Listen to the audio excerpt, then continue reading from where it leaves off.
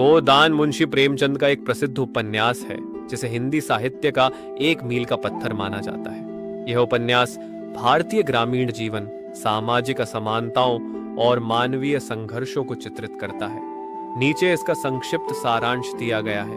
कथानक का सार: उपन्यास की कहानी होरी नामक एक गरीब किसान के इर्द गिर्द घूमती है जो उत्तर प्रदेश के एक गांव में रहता है। होरी का सपना है कि वह एक गाय खरीदे जो उसके लिए सम्मान और समृद्धि का प्रतीक है।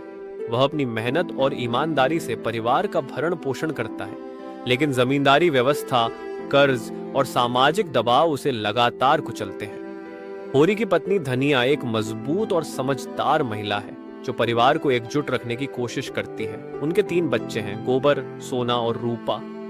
गोबर, होरी का बेटा, गांव की रूढ़ियों से विद्रोह करता है और शहर की ओर रुख करता है, लेकिन वहां भी उसे कई चुनौतियों का सामना करना पड़ता है। कहानी में कई अन्य पात्र भी हैं, जैसे दाता दीन, पंडित, मालती, शिक्षित और आधुनिक विचारों वाली महिला, और राय साहब, जमींदार, जो ग्रामीण और शहरी जीवन के बीच के टकराव को दर्शाते हैं।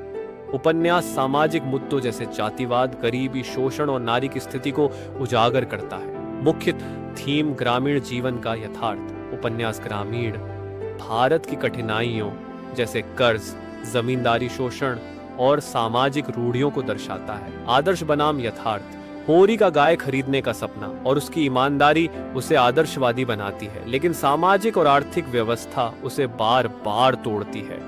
जाति और लिंग भेद: उपन्यास में जातिगत भेदभाव और महिलाओं की स्थिति पर गहरी टिप्पणी की गई है।